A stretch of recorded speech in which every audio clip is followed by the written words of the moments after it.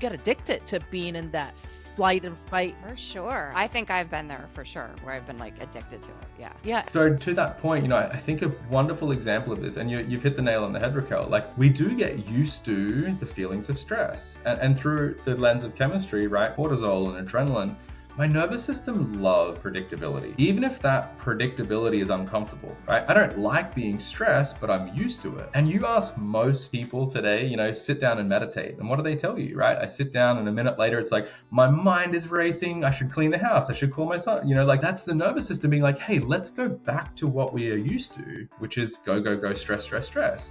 And so we feel uncomfortable with this slowing down and entering that parasympathetic state. And then we feel like, I can't meditate. I got to go back to doing stuff, and I go back into that sympathetic, back into that cortisol because it's just what I'm used to.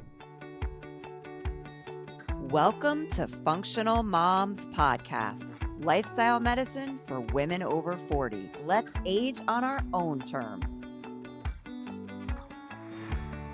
This episode is for you if you're curious how breathing can improve your mental and physical health. Breathing is something we take for granted, and it's not something we're taught to optimize. We are excited to have Campbell Will on the show. Campbell is an integrative physiotherapist who focuses on how the breath influences human health and performance. His popular Instagram account, Breath Body Therapy, shares how breathing optimally can change your life. I would also like to add that Campbell is a married father of a 2-year-old son. Campbell's experience spans ICUs, neurosurgical wards, elite athletes, and private practice. Across this spread of clinical settings, he noticed a widely unaddressed commonality: breathing. When done correctly, it elevates and enhances health. When done poorly, it drives dysfunction. Campbell trained in Poland with Wim Hof, the biggest name in the breathwork industry. Breathwork helped him improve focus, stress, and sleep. He now runs his own breath coaching practice and trains health professionals to master breath work. Campbell has a special offer for our listeners today, so be sure to stay tuned. Thank you so much for coming on the show today, Campbell. We're thrilled to have you. And we often hear about the benefits of breath work, but most of us don't really understand what that means. And that includes Raquel and myself. We're really excited to learn more today. So can you share with us a little about what functional breath work is? Yes, I'd love to. Well, firstly, thank you for having me, Kristen, Raquel. I'm super excited to share this as well, and hopefully can kind of provide your audience with some insight. I see when we talk about breathwork, most people are thinking of one end of the spectrum, right? This kind of peak experience, people lay down, they hyperventilate, and maybe there's some big emotional releases, but that's really kind of like just one end of the spectrum. If we go to the opposite end of the spectrum and we look at breathing as a function of health, right? It's something we do 20, 25,000 times every day, the moment we're born until the moment we die. And when it's not done well, it creates a lot of kind of disruption in the body. The tricky part for a lot of people is a lot of that disruption won't be in breathing. So no one really comes to me saying, I have a problem with my breathing. They come to me saying, I'm stressed, I'm anxious, I'm overwhelmed, I'm not sleeping, I have poor energy. And so my role is helping someone understand that perhaps some of those dysfunctions or imbalances are being driven by this function of the body that is being done incorrectly 20,000 times a day.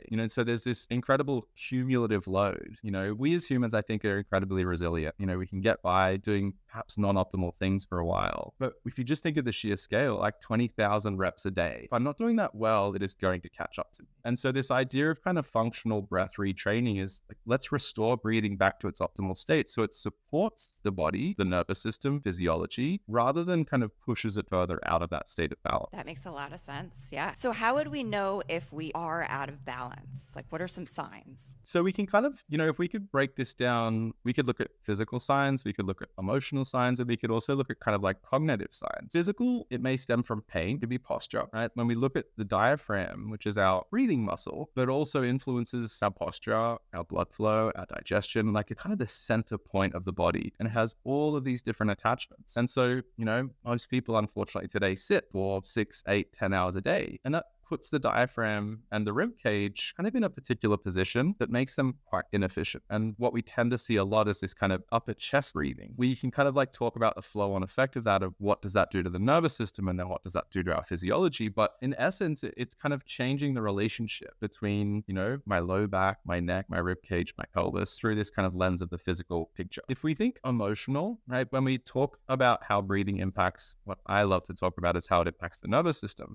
We've all heard of the fight or flight versus the rest and digest states of our nervous system. To the emotional side, it can be that kind of like high stress, high anxiety, overwhelmed, reactive. I don't have a lot of capacity to deal with stressful things. The cognitive side of things, we're usually looking like lack of concentration, poor focus, brain fog. And again, we can kind of zoom in on each of these. What's the mechanism behind those disruptions? So it's easy for someone to say, oh, well, poor breathing causes brain fog. But I really like to take people one step further and explain exactly how related to blood flow, it's related to energy production. And so this whole kind of physiology picture behind breathing is where I think we haven't spent enough time paying attention to. When most people think about breathing, they think of how they breathe, right? What part of my body is moving? But this whole picture of chemistry and physiology that relates to things like anxiety and energy production. And so that's where I get super fascinated, is that kind of like interplay between the physical, the mental and emotional, and then kind of the cognitive or intellectual even. Wow, that's really interesting. I was looking at one of your posts and I think you were like talking about, I don't remember the other, but the principles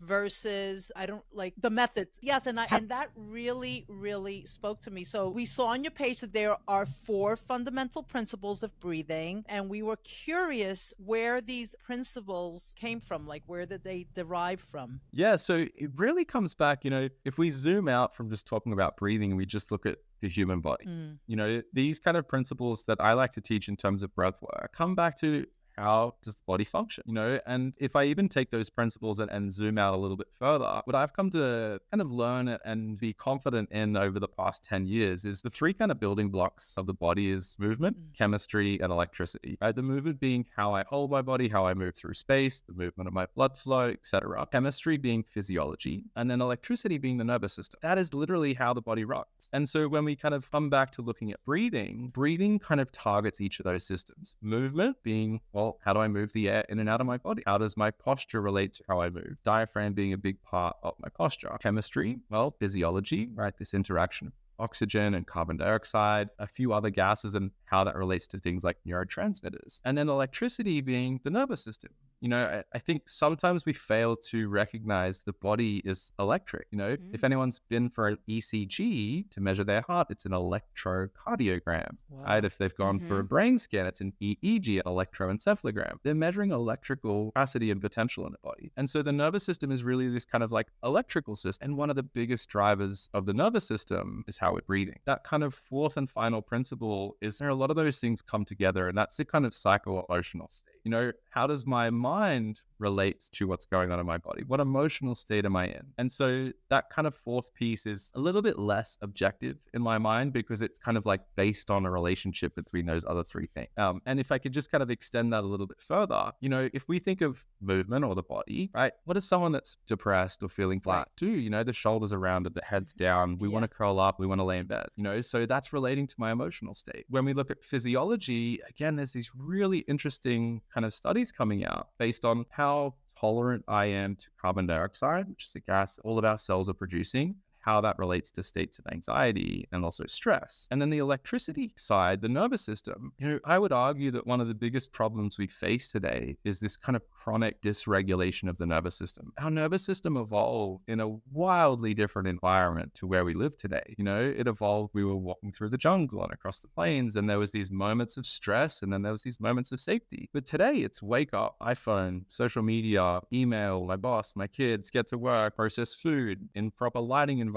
Like we're in this constant state of stimulus and stress, and that keeps us in that kind of sympathetic nervous system. And the sympathetic nervous system doesn't really care about longevity. It cares about survival. So it kind of shuts down a lot of these processes that keep us healthy and happy, and it focuses on, I need to get through this stressful period. But today, the stressful period doesn't end because there's just this endless list of to-dos and hustle culture that we all live in, and like so many of these factors that are causing a disruption of my nervous system that again, we can kind of come back to, well, what emotional state does that put someone in, right? I'm always feeling under the pump. There's always things that I should be doing. I'm guilty. And it kind of that ongoing disruption, I think, is a big part of a lot of the diseases that we see today.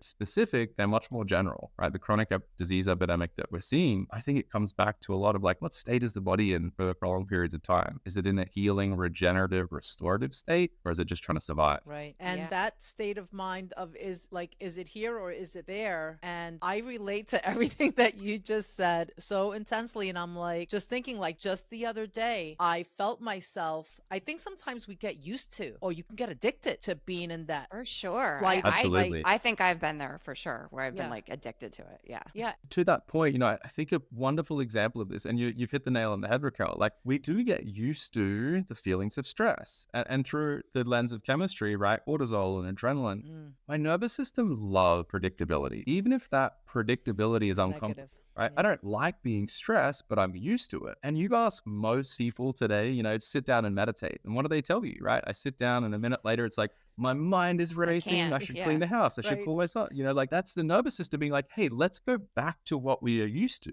which is go, Yes. go, go, stress, stress, stress. That's the And so we comfort feel zone. uncomfortable with this slowing down and entering that Yes. parasympathetic state. And then we feel like, I can't meditate. I got to go back to doing stuff, and I go back into that sympathetic, back into that cortisol because it's just what I'm used to. Right. And we know, like, we feel the stress and we want to get away from that stress. But the second we go to do something that is helpful, it's like you're an addict. And it's like, how ironic is it that stressed out state is your comfort zone? Isn't that funny? It's Yeah. so funny, that whole deal. Wow. Very, very interesting. Yeah, so we saw a post you had a couple weeks ago about how we use coffee and alcohol and weed and these things to kind of get to a different state. But then you posed the question, well, what if you use like the breath to get to a different state? And that really intrigued us. So we would like to hear more about Yeah, what you what does that have look on like? that. We like that. Yeah. Like, Let's kind of dive into this idea of state regulation or self-regulation. I'm of the opinion that everything we do is an attempt to shift how we feel. And we can look at that through the emotional lens, or we can look at it through more the underlying nervous system lens, right? When I want to call my mom, right, it's probably because I want to feel comfort. When I want to watch Netflix, when I want to drink a coffee, when I want to drink a glass of wine, all of these things, exercise, social media, I feel are this kind of attempt of my nervous system to shift its state. And we can get reliant on, substances or compounds or behaviors that give me a reliable shift in my energy. Coffee, I think I was trying to read the stats. I think we consume something like 2 billion cups of coffee a day across the world. wow. Right. And so what does coffee do? It's a reliable state shifter. I feel tired and I want to feel alert. I'm going to drink a cup of coffee. Right. So the shift that I'm looking for is from tired to alert. I feel stressed at the end of the day. It was overwhelming. The traffic was bad. I got home. The house is a mess. I need to have a glass of wine. Right. What is that doing if not winding me down a little? Right. Like people call it a wind down. And so again, I'm simply looking for a shift in my state. The problem, with some of these compounds and some of these behaviors is maybe they're not that good for us, especially in excess, but perhaps also just like the consistency of that. And so what if I had a little bit more self-awareness of, oh, I'm looking for a shift, right? When I'm like, I need a cup of coffee, maybe that's just my nervous system being like, we want to pick it up a gear. What's another way I can get there? Well, if we look at something like breathing and the way that it impacts the nervous system, I can take myself from a parasympathetic state, calm and relaxed, to a more sympathetic state, focused and alert. And I could do that reliably. Namely, I focus more on the inhale rather than the exhale. I breathe a little bit faster than I usually would. And that is going to pick up my heart rate. It's going to make me more alert. We see arousal levels in the brain go up. That's kind of what coffee does, right? It's a stimulant. Sure. Yeah. And vice versa. I get home at the end of the day and go, God, I need a glass of wine. Well, if I can take that moment and be like, what is the wine doing? What am I wanting here? I'm wanting to shift down a little bit. I'm feeling ramped up and hyped up, and today was tough. Can I take a couple of minutes to see if I can get myself there through this internal mechanism, right? Maybe I start to breathe a little bit slower. I extend my exhale. I might do some humming. I relax my body. Lo and behold, a couple of minutes later, I'll be like, actually, I don't need the wine. I feel fine now. We've become so used to coffee lifts me up, wine brings me down. There's the simple examples there that I think it steered people away from like, well, what else could get you there? And a really reliable, safe, effective, healthy way to do that is by manipulating or modulating the way that you breathe. And so I like to kind of position that for people. And it's not to say don't drink. I love coffee and I drink wine when I choose to drink wine, but it's more am I relying on those things. Right, And I sure. had this really like perfect example of this not so long ago where I ran out of coffee, right? And my immediate was like, what am I going to do? I'm like, but I know so many people that if they don't have their morning cup, it's like, step back, right? And that reliance is like, oh, maybe I need to check that relationship. Maybe I need to use coffee a little bit more intentionally. I make coffee a bit of a ritual rather than it's like a routine. I just get up and I drink my coffee. It's like I grind my beans and I prepare, and it's a bit of a reward and I use it intentionally. But if I don't have access to coffee, or maybe I'm out and I don't want to get, crappy coffee, I'm like, I still need that shift. I'm looking for a coffee for a reason. My nervous system wants to change gears. So how can I support it in doing that? Wow, I can't believe it, Campbell. I used your breathwork method without even knowing it. When I quit smoking, I smoked for so many years, and it wasn't until my daughter, who was 7 years old, came running from a bus and like, Mom, and I thought something happened, and she's like, she was learned in school about smoking, and she's like, you gotta stop smoking. It causes cancer. She's freaking out, and I'm like, oh my gosh, this girl's gonna think that her mom is the biggest dumbass if I don't figure out how to quit smoking. And I said, okay, Taya, I'm going to figure it out. So I end up quitting smoking. And one of the things was I replaced a bad habit with a good habit, like started going to the gym and started being more physical, like every time I felt. But one of the things that happened, I didn't smoke inside my house. But the minute that I walked out the door, it was like all these demons that would attack me because I had all these associations. And I was like, oh my gosh. And so I don't even know how I thought of this, but because we had a little spot where we used to smoke, and that was like my little spot. I went to that little spot and I went, just some breathing. I'm so excited by this. I want to pull on this thread, Raquel, because it's so fascinating. And you found that intuitively, but that is a replacement for a lot of people that are trying to quit smoking. Like, let's break down what you just did, right? When we look at, I smoke a cigarette. Yes, there's nicotine, there's chemical, but if you actually look at how long does it take between drawing on a cigarette before the nicotine hits your brain and gives you dopamine, there's a delay there. But if you talk to any smoker, the moment the cigarette touches their lips, they're like, oh, what are you doing? If we remove the cigarette, right? You were just looking. You changed your environment. So you went from inside to outside. You went from you work there, take a smoke break. So you're outside, new environment. You take a low resisted inhale. You hold it. You pause at the top, and then you take an extended exhale. Yeah. You've just manipulated your breathing. Yeah. How much of the shift that I get from that cigarette is actually just a change in my breathing? Yes, then the dopamine from the nicotine, etc., right? There's an addictive capacity to that. But I think it's really fascinating because I've heard multiple people say when I tried to quit smoking, I went out and I smoked, right? Right. And I'm like, you should change your environment, change your breathing, and you might get that same shift that you're looking for that the cigarette has provided without the cigarette. But I think it's amazing that you kind of found that intuitively. That is fascinating. Yeah, that was a real hack. And I realized also that I was like, wow, all these years I didn't need the cigarette. I just needed to go outside and I just needed to breathe and connect with myself and I'm just one of those people. Like I need, I'm sure I'm not just one of those people. I'm sure every person on this planet just needs to take a break and breathe and exhale. Intentionally. Yeah. And that's, part of the message that I really get out to people is, there's this preconceived idea that breathwork means they're going to lay down on the yoga mat and they're going to breathe for 20 minutes. But what you just described, like that's breathwork to me, that stepping away from my desk and like I just did breath work, so it doesn't need to be this isolated practice. It's kind of a lifestyle habit where you're just more aware of these changes that you can make when you need to make them. Yes, I love what you just said. That I just want to highlight that because that's the biggest thing. I think when we think, like you just said, isolate ourselves to go on a mat. Okay, now I got to do this breath work and I got to do it at this time and I got to go on the mat. It's like another thing. It's like, oh my gosh, another thing that I have to do now, right? With all the other million things, I have to drink water, I have to do this, I have to do that. And I just love how you just it's simplified that to like the bare bones, like you're breathing, you're being intentional. The other thing to add to that, so it's another thing that you have to do, but I also think it creates a separation, which now people go, I've done my breath work. Now I don't need to pay attention to my breathing for the other 99% of the day. Right. That just doesn't work. And it's like, if you, let's say I sit down and do 30 minutes of breath work a day, which is a long time for a lot of people, that's like 0.5% of my day. And so this idea that it's an isolated practice allows me to take my attention away from my breathing for the other 19,000 breaths that I'm going to take in a day. And if we just think of that, like which of those is going to move the needle more? Me sitting down and doing 20 to 30 minutes of breathing, or me being better at breathing for 23 hours and 30 minutes? Like, of course, that's going to be more impactful. And so this idea of not creating breath work as an isolated, separate practice and actually learning, oh, wait, I can just develop a little bit more awareness and a bit more control of my breathing all day. And then I don't need to do breath work. I'm always doing breath work. That is really... I mean, I love that. That simplifies it. And I also love how you're talking about checking in with yourself about what state you're trying to shift to. And, so much we just grab the coffee because we're tired. We don't even think. So like to actually give yourself a second, think about it, it and think about maybe how you could use your breath to change your state is phenomenal. That is a huge tip, I think, for people. I mean, like you said, sometimes you don't have coffee or a glass of wine and you need something to help you regulate your nervous system. That's great. Yeah, and often it is that subtle little check-in that it does most of the work.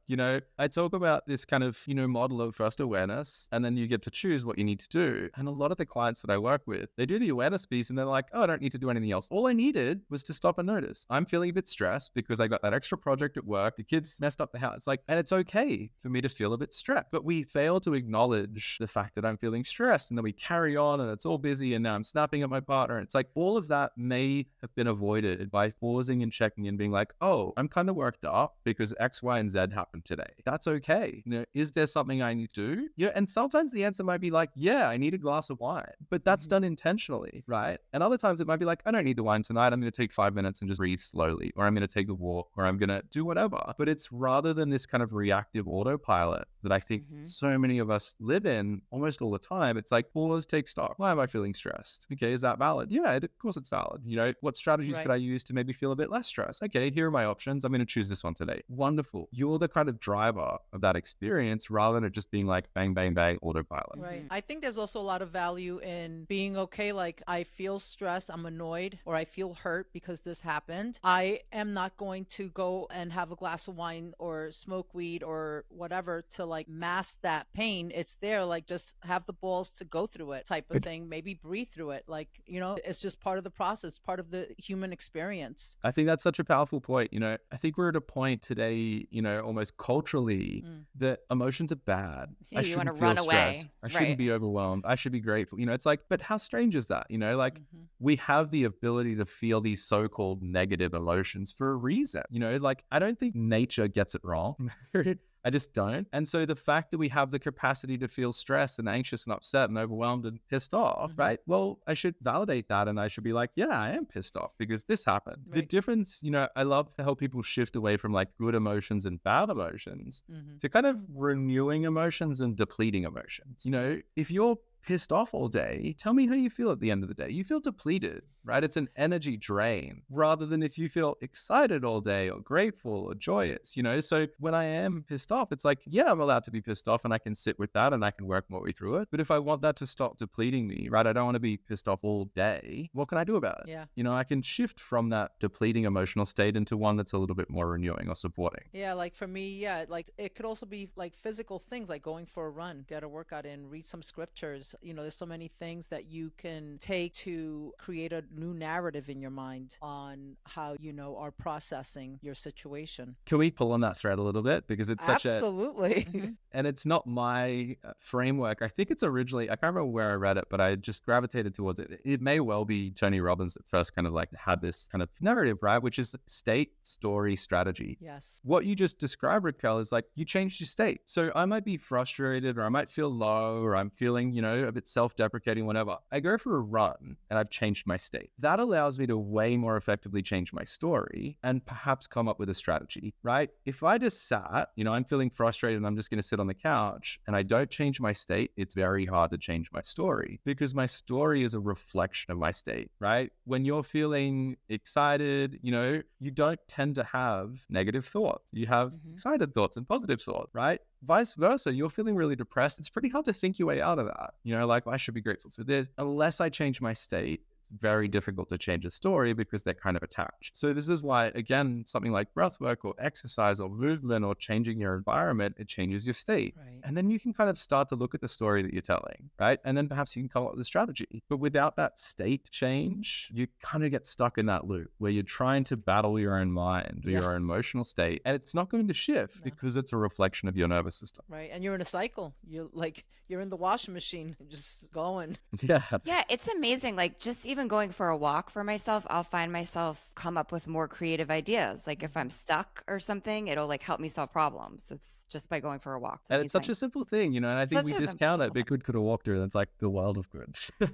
Yeah, it's kind of amazing. Well, we also wanted to ask you, so we see you work with a lot of practitioners, teaching them breath work. And we were wondering, we obviously are big advocates for functional medicine, and we hope that it integrates one day with conventional. But we're curious, are you seeing some conventional practitioners getting interested in this area as well? Yeah, and it's honestly my favorite practitioner because we can work to change their mind a little bit. So much of what I teach in the practitioner program is really unlearning. My background's a physical therapist. I've been a physical therapist for 10 years. And for the first probably 5 years, I learned the kind of dominant model that we see in Western health, which is symptom management. You have a list of symptoms, which means you have this diagnosis, and I'm going to treat you based on that diagnosis and these symptoms. Right. And I think that's just an incredibly flawed model, which is why functional medicine hopefully is, the new way forward. It's like root cause. And so a lot of when people come, and I had quite a few doctors in the last kind of 2-3 cohorts, that starting to shift that idea away from how can I use breath work to manage the symptoms that my patient has? I'm like, that's the wrong way to look at it. That's the old model, right? The new model is how can I use breath work to support and create health in the body? Forget the symptoms, right? The symptoms can vary based on each individual. And so if we're forever trying to manage the symptoms, I think we've just got a new version of the old model, right? Like I'm replacing perhaps pharmaceuticals with breathing, but it's still trying to use the symptom as like, I'm going to address that. Instead, what if we just like, what does the body need? What are these foundations of health? What are the prerequisites that the body needs? And breathing is one of those determining factors. And so if I stop looking at how do I manage this condition or this disorder or this dysfunction and be like, how do I support the nervous system? How do I support someone's physiology? How do I support their movement, their posture? I find with my clients and a lot of my students' feedback is like, oh, the symptoms happen to go away when I stopped trying to manage them, right? And I changed my course of attack and started to be like, how do we support the body? How do we create health instead of how do we manage symptoms of disease? And so I get super excited when I have, traditional medical practitioners that we can help like, hey, let's shift the perspective a bit, away from using breathwork to manage certain symptoms. Like, let's see if we can just start to look at how do we support the nervous system? How do we support the body? And usually the symptoms will start to alleviate themselves. Yeah, I love that idea. So creating health versus just looking at the symptoms all the time. Precisely.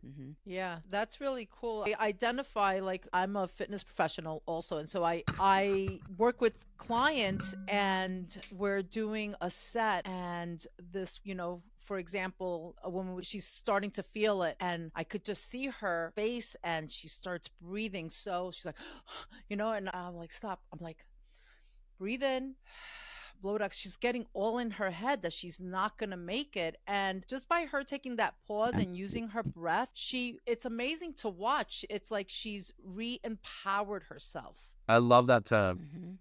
Of all the ways that people ask you, what does breath do? Like in its simplest distillation, I think it's a tool of empowerment, right? Like it empowers you to regulate your emotions. It empowers you to change your fitness, change your state, change your, like it is really a tool of self-empowerment. And coming back to this kind of conversation around creating health rather than kind of managing and fighting disease, a lot of the practitioners that come into our program seem to come with the same two pieces of information. I feel there's a missing link. It's something I hear all of the time. My patients with stress, anxiety, I don't feel equipped with the tools that I have to address anxiety or stress, right? So that I feel there's a missing link. But the second one that I think is super fascinating is I don't want my patients or my clients to be reliant on me. And I think that's a beautiful thing to think about. We get taught through physiotherapy, right? Like we don't want treatment reliance. You don't want your patient to have to rely on you to make them better because it sets up a very interesting dynamic. And so breath becomes this tool of self-empowerment. Let me give you the education. Let me give you the practical use of your own breath so that you don't need me anymore. And I think that's a really wonderful way to kind of approach something like this. It's like, I don't want to be the one that has to do the breath work for you or with you. I want you to understand how it works so that you can use it all day, every day, and you're the one that's in the driver's seat. Yeah, that makes perfect sense. So being mindful of our time today, we wanted to ask you if there's 2 simple steps we could take today to optimize our breathing. Like what's something easy we could start with? The first, and it's easy and hard at the same time, but it is arguably the most important step, and it is the foundation. And I think it is missed so often when people are like, oh, I'm going to like lean into this breathwork thing. And what I'm talking about is awareness. There's no point jumping to what tool should I use to reduce my anxiety if I'm not aware of what makes me anxious, right? So this self-awareness or breath awareness is this really interesting relationship between my breathing patterns and my emotional state. We all know this intuitively. What do you do when you're frustrated? Right? You didn't choose to do that. That was a reflection of your state. And so if I kind of bring this greater awareness to when I am feeling stressed, how am I breathing? When I'm feeling relaxed, how am I breathing? When I'm feeling tired, how am I breathing? Right? No right, wrong, no good, bad, no judging, no trying to improve it. Firstly, like just build the awareness of like, I now notice that my breathing feels different when I'm relaxed versus when I'm really stressed. What that's kind of doing is opening up this idea of like, okay, so next time I feel stressed and I want to feel relaxed, I know what my relaxed breathing looks like and feels like because I've noticed it a bunch of times. So arguably the most important step is developing a little bit of awareness. And that's a kind of loaded piece of advice because people are like, well, how do I do that? You know, we breathe 20,000 times a day. You can't be aware of all the breath, right? No. So it's not this like, don't become hyper aware. The tool that I use is add, and like Raquel, you mentioned this earlier, changing a bad habit with a good one. This thing that we all have, right? Current stats, it's different depending on where you are, but we check it somewhere between 80 and 100 times a day for most people. What if every time you checked your phone, you also checked your breathing, right? So I pick up my phone and then I'm like, am I breathing through my nose or my mouth? Okay. Am I breathing up into my chest or down into my rib cage? Am I breathing fast or am I breathing slow? So those kind of 3 reference point is all you need to do. It's like nose or mouth. Okay. If your mouth is open, close it. Nasal breathing is much better for your nervous system.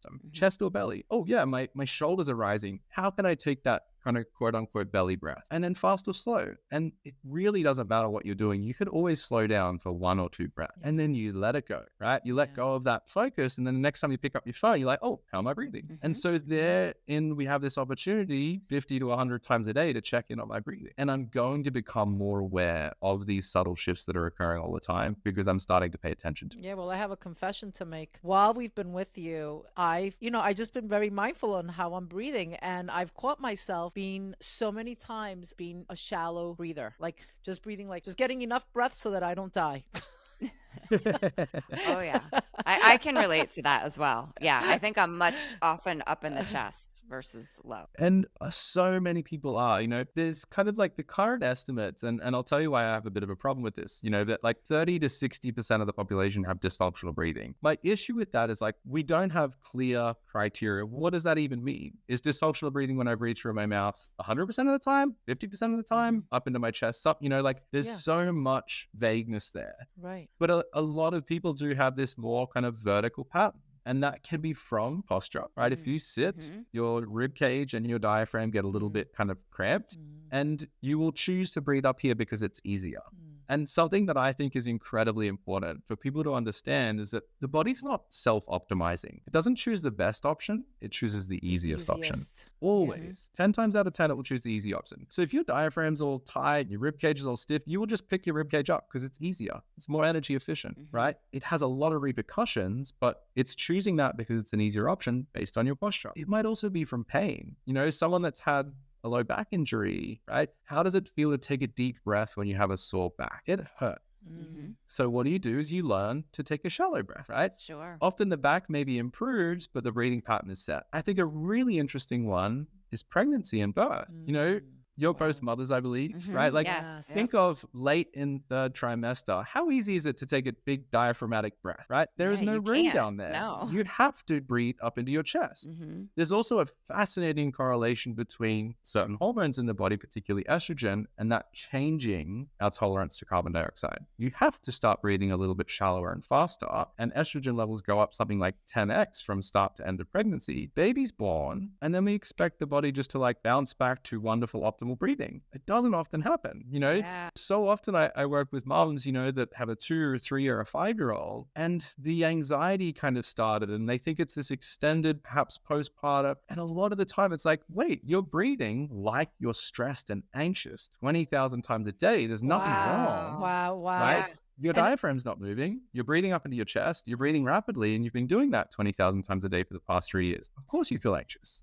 Right. Yeah. And when you think about, Kristen, just think about how we were supposed to breathe when we were giving birth. You had to go.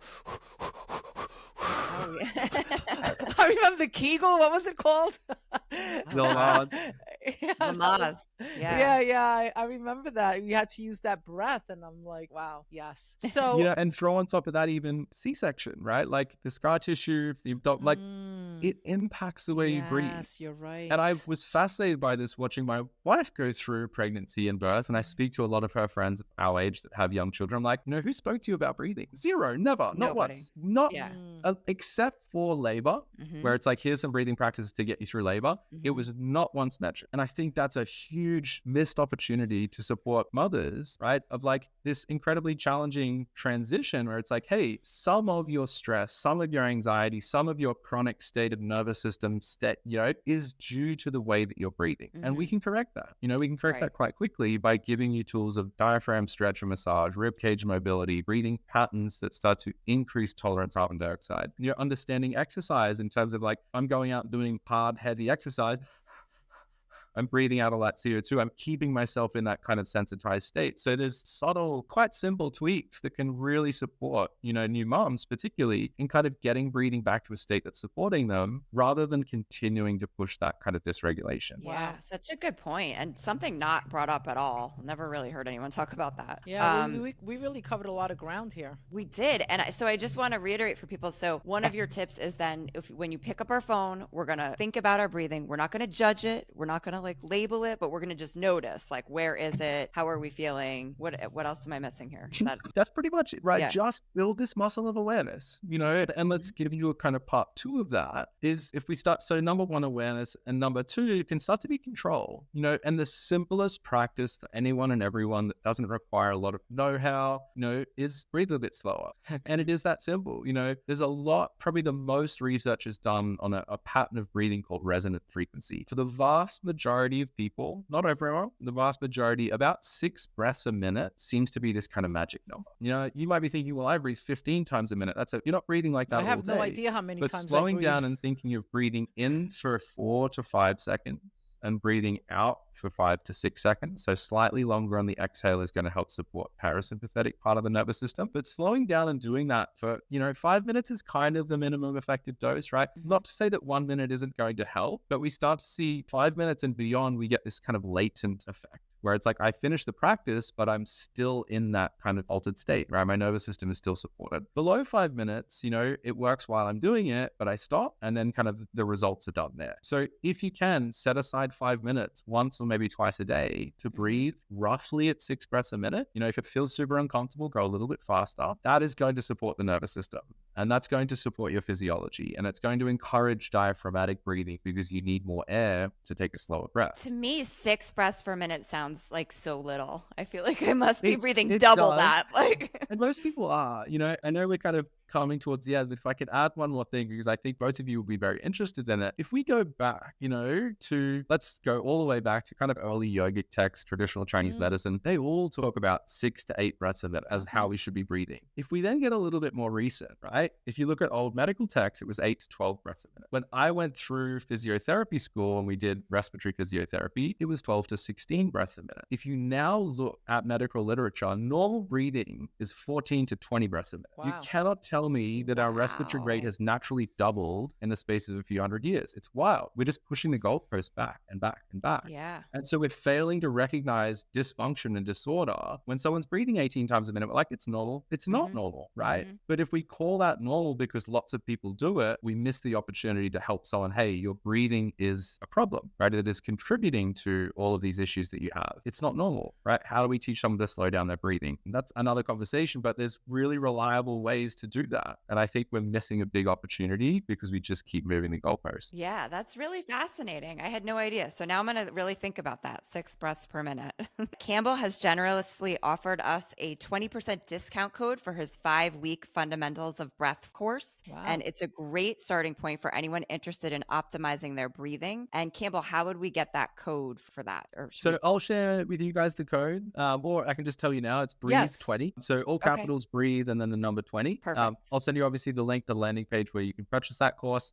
It's a great starting point, right? Where it talks about a lot of the things we've covered today. How do I improve my mechanics of breathing? How do I improve my physiology? How do I support my nervous system? It's a self-paced course over about 5 weeks. You can get through it a little bit faster, but that way there's kind of time for the implementation. Yeah, and I get lots of really good feedback from people that it's like, oh, I just didn't know this kind of stuff existed and that I could actually be in charge of how I feel. So it's a wonderful stepping stone for people to kind of learn a little bit more about how their breath actually impacts how they feel. That's very exciting. And we'll be sure to link that in our show notes too for people. Yes, you can connect with Campbell on Instagram at Breath Body Therapy or his website, www.breathbodytherapy.com. functionalmoms.com. Thank you so much for joining us today. Thank you, Kristen. Thank you, Raquel. It was a wonderful conversation. Thank you. The information provided in this podcast is for informational purposes only and is not intended for the purpose of diagnosing, curing, treating, or preventing any disease. We are functional medicine certified health coaches and not licensed medical professionals. The opinions and advice of guests are their own and also not considered to be medical advice. Always consult with a healthcare professional when making any healthy lifestyle changes.